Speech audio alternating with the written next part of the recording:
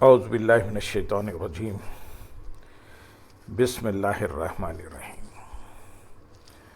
برادران عزیز و معزز خواتین، آج کی اس نشست میں تفہیم معجزہ بیان کی جائے گی۔ اس کائنات ارض و سما میں عجائبات کی ایک دنیا آباد ہے۔ ہر لمحہ پھیلتی ہوئی یہ کائنات جو اربوں کھربوں کہکشاؤں پر مشتمل ہے، وسعت پذیری کے عمل سے گزرنے کے ساتھ ساتھ داخلی اور خارجی حوالوں سے بھی تغیر پذیر ہے۔ گویا ہر لمحہ تغیرات کا لمحہ ہے، ہر ساعت نت نئے انکشافات کی ساعت ہے۔ اس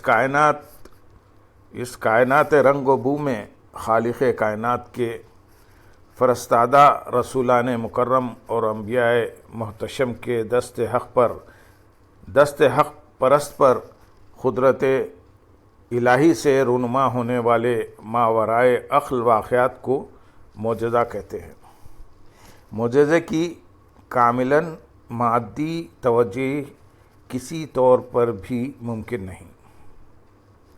اس کا تعلق ایمان، یقین اور وجدان سے ہوتا ہے۔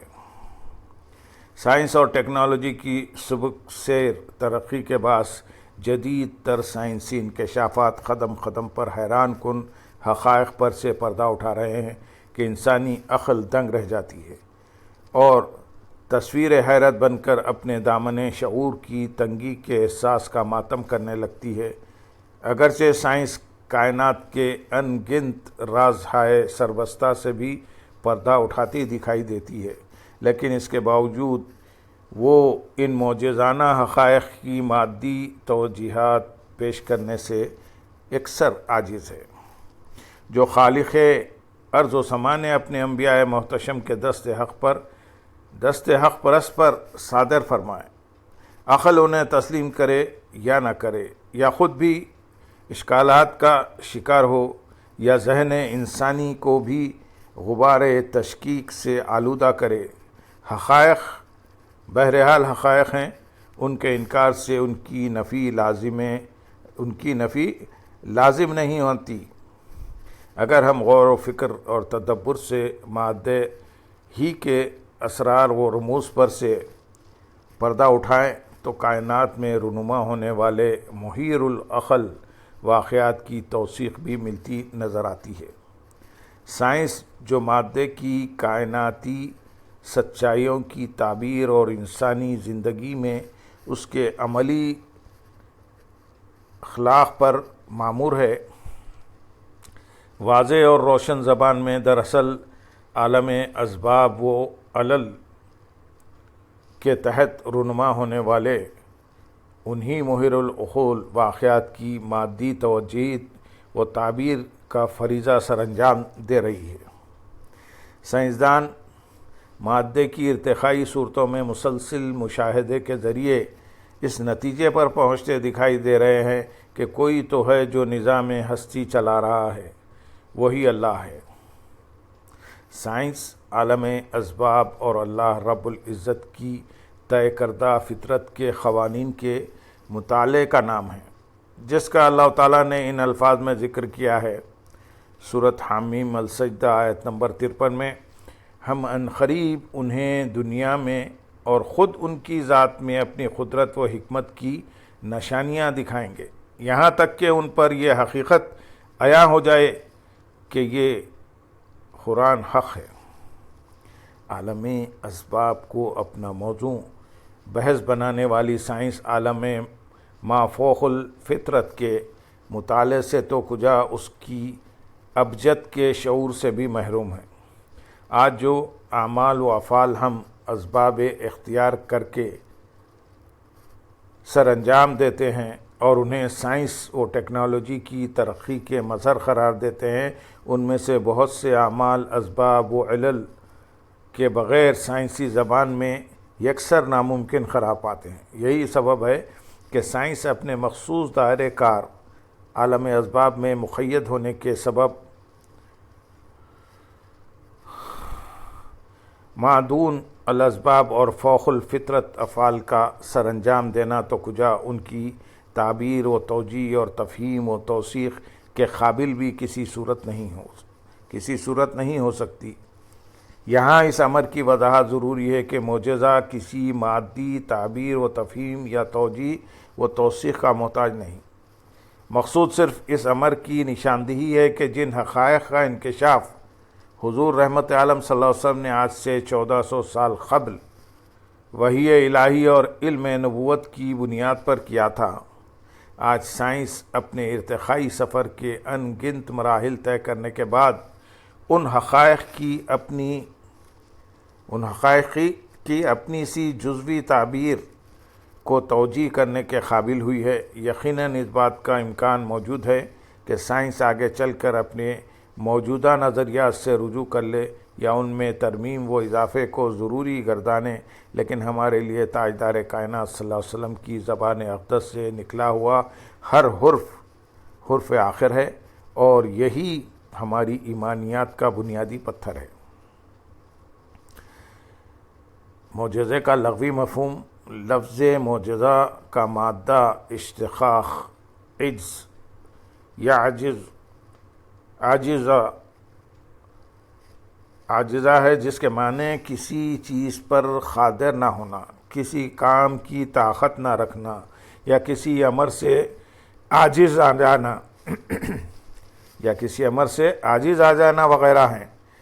محاورۂ عرب میں کہتے ہیں عجز فلان ان العمل فلاں، آدمی وہ کام کرنے سے عاجز آ گیا، اس کا انجام کا بجا لانا مشکل بھی ہے اور وہ اس کام کو کرنے کی استعداد بھی نہیں رکھتا، اسے روح عمل لانے کی بنیادی صلاحیت اس میں موجود نہیں، اس لیے وہ یہ کام کرنے سے عاجز ہے۔ المفردات میں امام راغب اصفہانی معجزے کا مفہوم بیان کرتے ہوئے یوں رقم طراز ہیں۔ عجز کے اصلی معنی کسی چیز سے پیچھے رہ جانے یا اس کے ایسے وقت میں حاصل ہونے کے ہیں جبکہ اس کا وقت نکل چکا ہو۔ عام طور پر یہ لفظ کسی کام کے کرنے سے قاصر رہ جانے پر بولا جاتا ہے اور یہ القدرہ کی ضد ہے۔ معجزے کا اصطلاحی مفہوم مختلف ادوار میں ارباب علم و فن کے معجزے کی مختلف تعریفات بیان کی ہیں۔ چند اہم تعریفات یہ ہیں۔ معجزہ اس خارق العادت چیز کو کہتے ہیں جس کی مثل لانے سے فرد بشر عاجز آ جائے۔ قاضی ایاز مالکی رحمۃ اللہ علیہ الشفاء شریف میں فرماتے ہیں، یہ بات بخوبی جان لینی چاہیے کہ جو کچھ انبیاء علیہ السلام اپنے ساتھ لے کر آتے ہیں اسے ہم نے معجزے کا نام اس لیے دیا ہے کہ مخلوق اس کی مثل لانے سے عاجز ہوتی ہے۔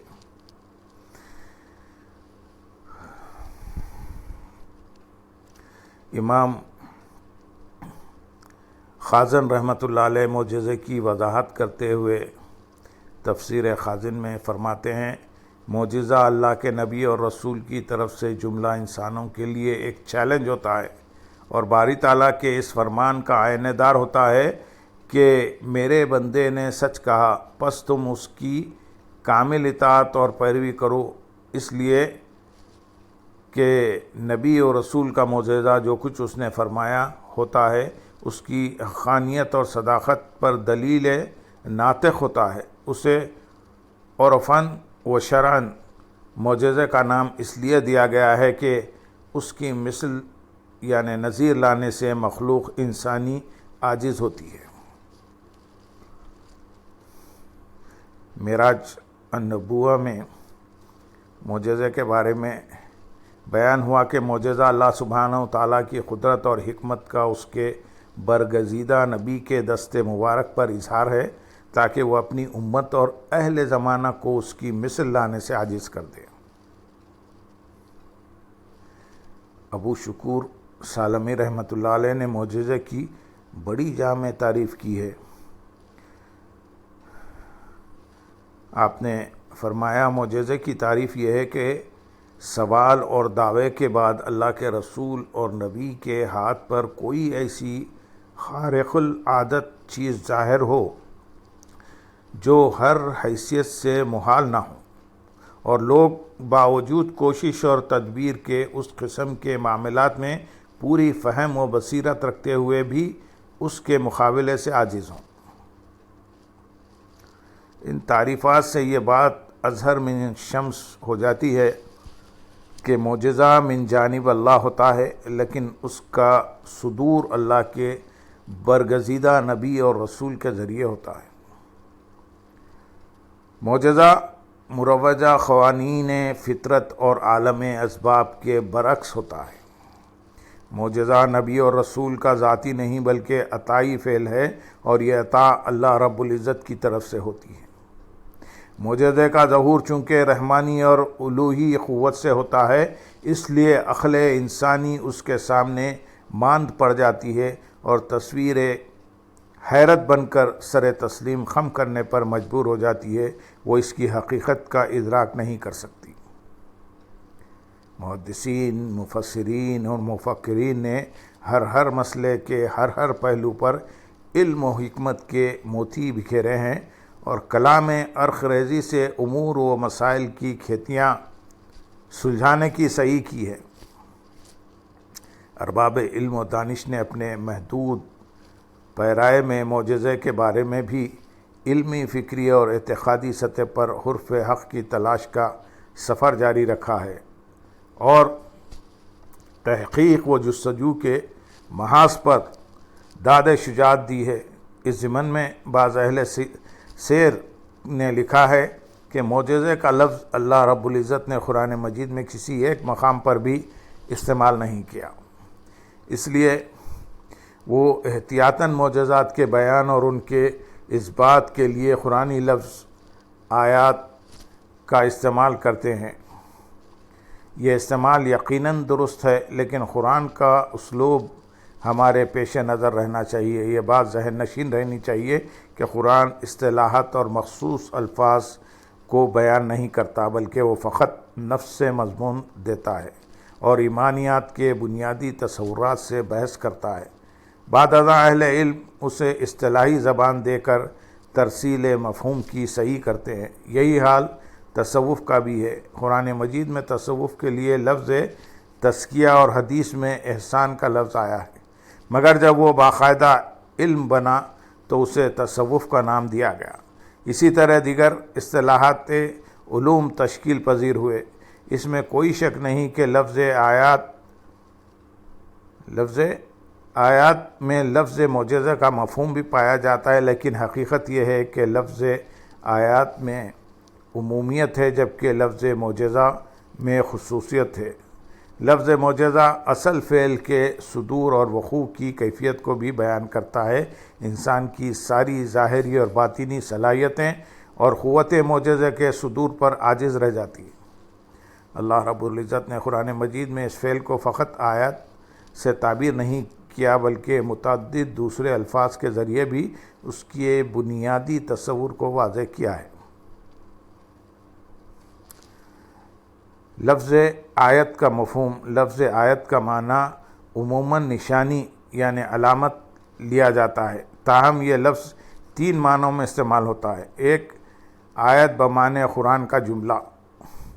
اللہ بزرگ و برتر نے کفار و مشرکین کو کھلا چیلنج دیتے ہوئے فرمایا، آپ فرما دیجئے پھر تم اس کی مثل کوئی ایک صورت لے آؤ، اور اپنی مدد کے لیے اللہ کے سوا جنہیں تم بلا سکتے ہو بلا لو اگر تم سچے ہو۔ سورہ یونس آیت نمبر 38۔ قرآن کے منفرد اسلوب اور غیر متزلزل اعتماد کی نظیر ممکن ہی نہیں۔ کفار و مشرکین اور ان کے حواریوں کو قرآن کا کھلا چیلنج ہے کہ وہ کوئی ایک صورت یا آیت کا جملہ ہی بنا کر لائیں۔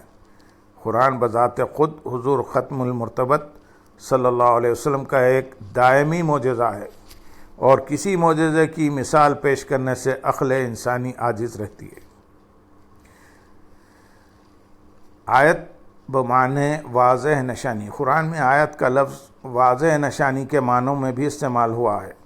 امام راغب اصفہانی المفردات میں لکھتے ہیں اس کے معنی علامت ظاہرہ یعنی واضح علامت کے ہیں۔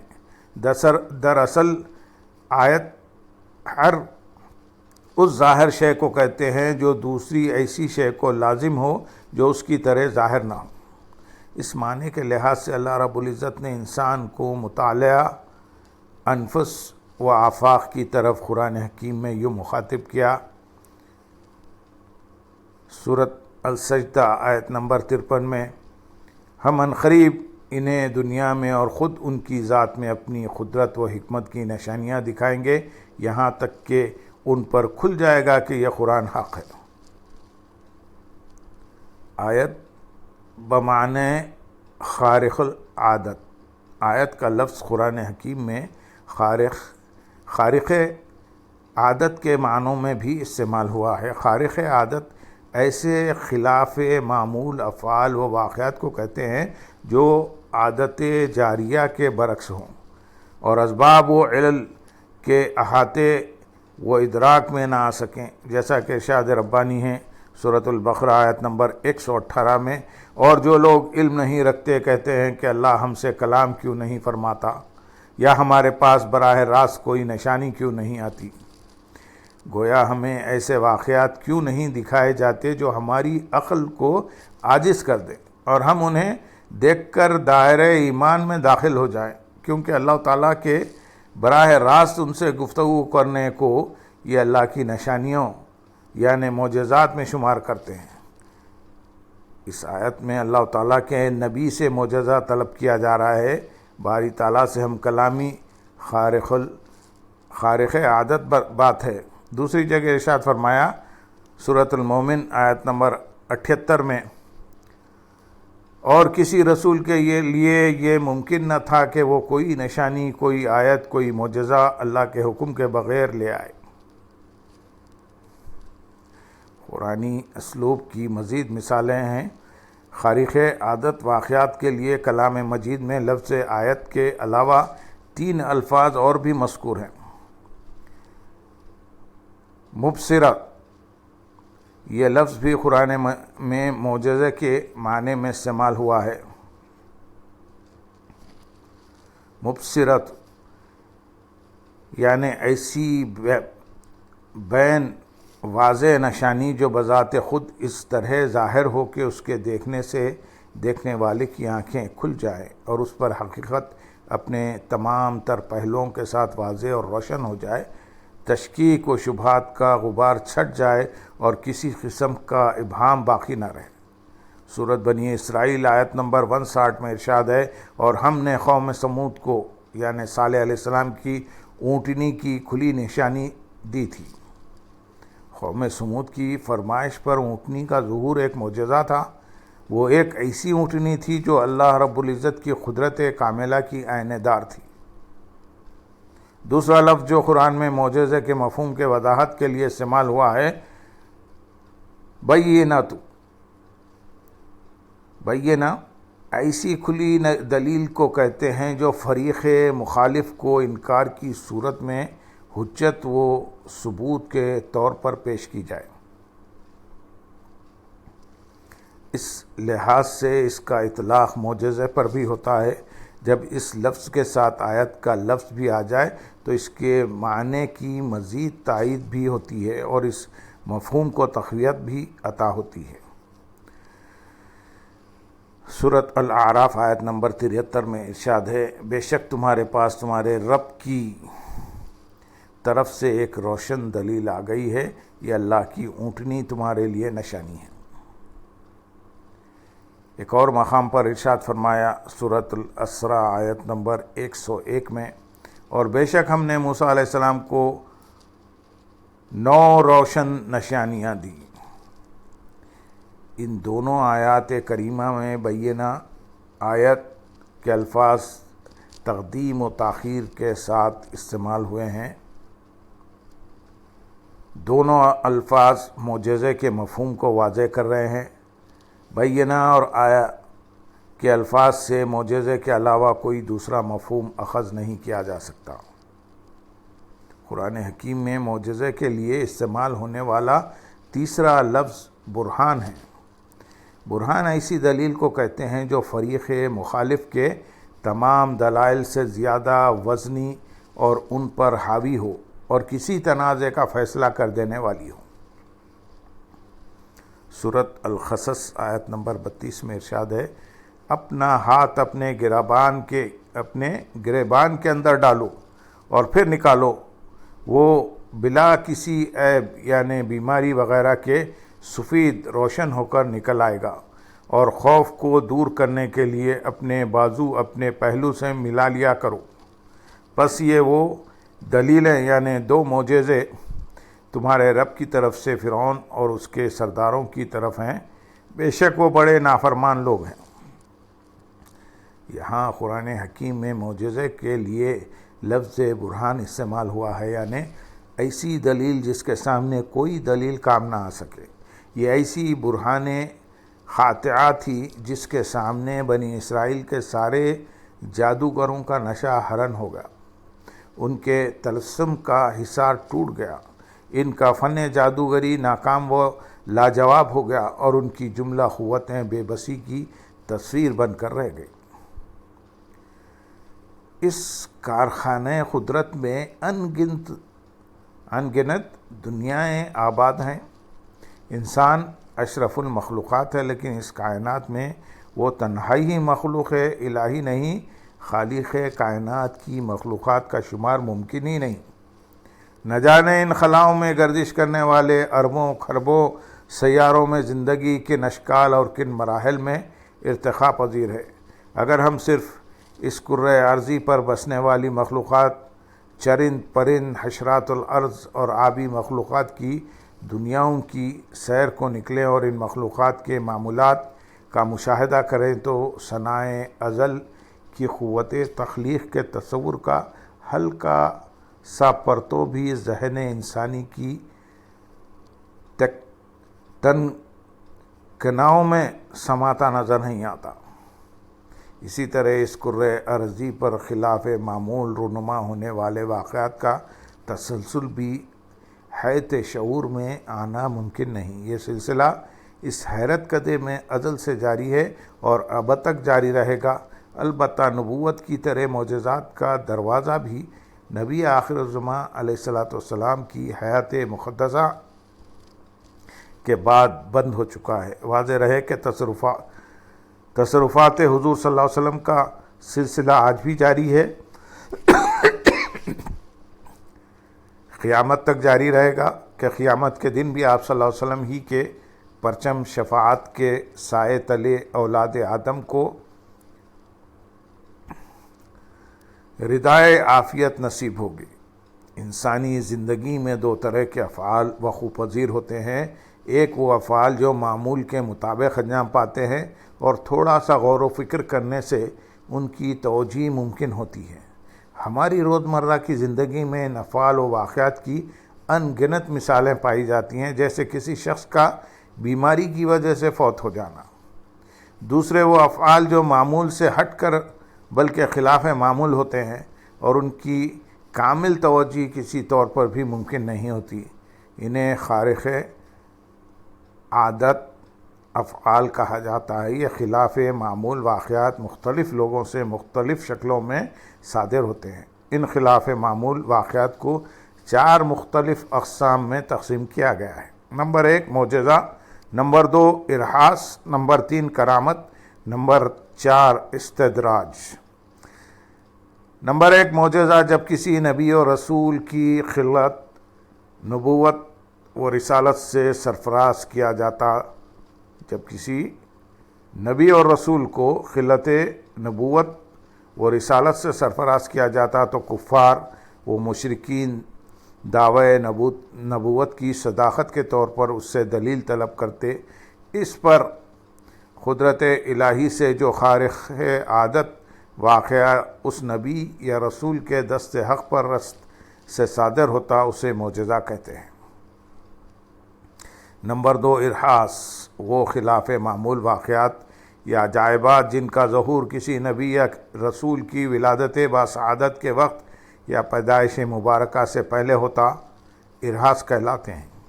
ان واقعات کا رونما ہونا اس امر پر دلالت کرتا ہے کہ یہ پیدائش ایک غیر معمولی پیدائش ہے۔ مثلا حضور رحمت عالم صلی اللہ علیہ وسلم کی ولادت پاک سے پہلے دیکھنے والوں نے دیکھا کہ آسمان سے ستارے صاحبان کی طرح زمین پر اتر آئے ہیں اور کعبے کے بت سجدہ ریز ہو گئے ہیں۔ سیدہ کائنات بی بی آمنہ رضی اللہ تعالیٰ عنہ کا ارشاد گرامی ہے کہ سرکار دو عالم صلی اللہ علیہ وسلم کی تشریف آوری کے وقت میں نے سرزمین مکہ سے ہزاروں میل کے بعد پر واقع شام کے محلات دیکھے، اور یہ کہ میں نے اپنے ارد گرد خوشبوئیں محسوس کی۔ کفار و مشرکین مکہ چونکہ لڑکیوں کو زندہ درگور کر دیتے تھے، اس لیے اس ظلم کے مستقل خاتمے کی علامت کے طور پر جس سال سرور کائنات صلی اللہ علیہ وسلم کی ولادت باسعادت ہوئی، اس سال شہر مکہ میں کوئی لڑکی پیدا نہ ہوئی۔ آمد مصطفیٰ صلی اللہ علیہ وسلم کے صدقے میں رب کائنات نے سب کو فرزند عطا فرمائے۔ گویا کارکنان خزا و خدر زبان حال سے اعلان کر رہے تھے کہ والی کون و مکان صلی اللہ علیہ وسلم کی تشریف آوری کسی عام انسان کی آمد نہیں، یہ تمام خارق عادت واقعات ارہاس کہلاتے ہیں۔ نمبر 3، کرامت ان خارق عادت افعال کو کہتے ہیں جو مومنین، صالحین اور اولیاء اکرام کے ہاتھوں سے صادر ہوتے ہیں۔ تاریخ اسلام اولیاء و صوفیاء کی کرامات سے بھری پڑی ہے۔ مثلا سیدنا سلیمان علیہ السلام کے صحابی حضرت آصف برقیہ کا پلک جھپکنے سے قبل ملکہ سبا کا تخت آپ کی خدمت میں پیش کر دینا، امیر المومنین حضرت عمر بن خطاب رضی اللہ تعالیٰ عنہ کا دوران خطبہ منبر پر ہی میدان جنگ کا مشاہدہ کرنا اور لشکر اسلام کے سپہ سالار کو عسکری ہدایات دینا، اور حضرت خواجہ اجمیر رحمۃ اللہ علیہ کے ہاتھ پر لاکھوں ہندوؤں کا قبول اسلام ان کی کرامت جلیلہ میں سے ہے۔ نمبر 4، استدراج۔ یہ وہ خلاف عادت افعال ہوتے ہیں جو کسی کافر، مشرک، فاسق، فاجر اور ساحر کے ہاتھ سے صادر ہوں۔ مثلا حضرت موسیٰ علیہ السلام کی عدم موجودگی میں سامری جادوگر نے سونے کا بچھڑا بنا کر اس کے منہ سے آواز پیدا کر لی، جس کے نتیجے میں بنی اسرائیل نے اس کی پرستی شروع کر دی۔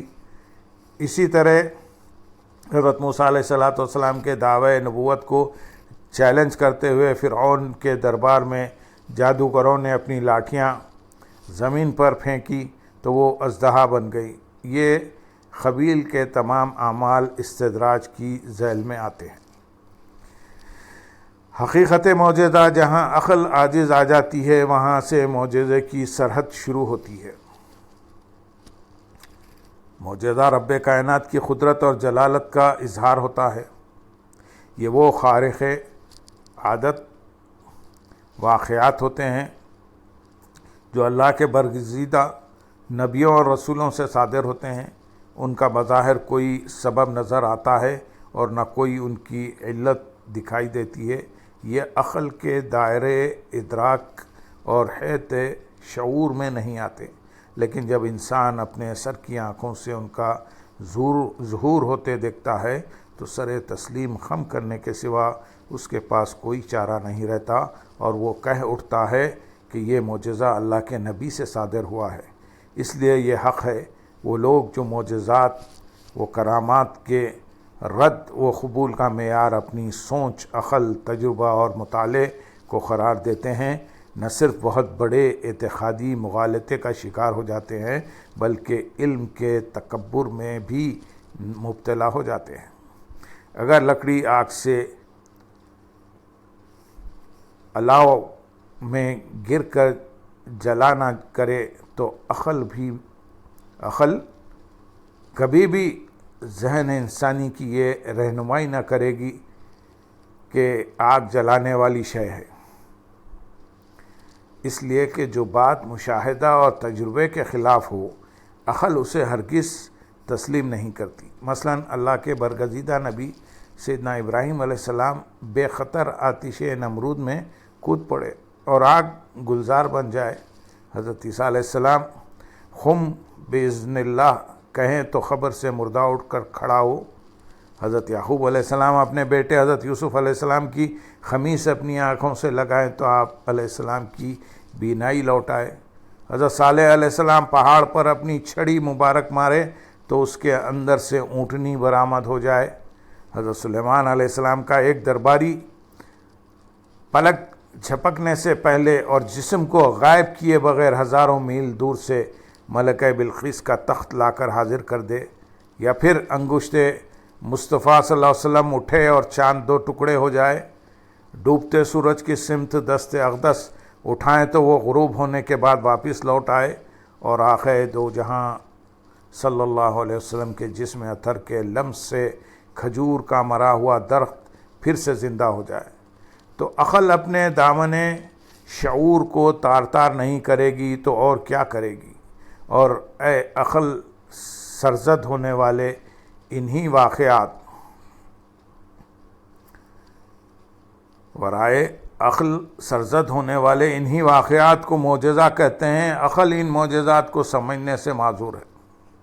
اللہم صلی علی سیدنا محمد وعلی آل سیدنا محمد وبارک وسلم، وآخر دعوانا ان الحمد للہ رب العالمین۔ سبحان ربک رب العزت عما یصفون۔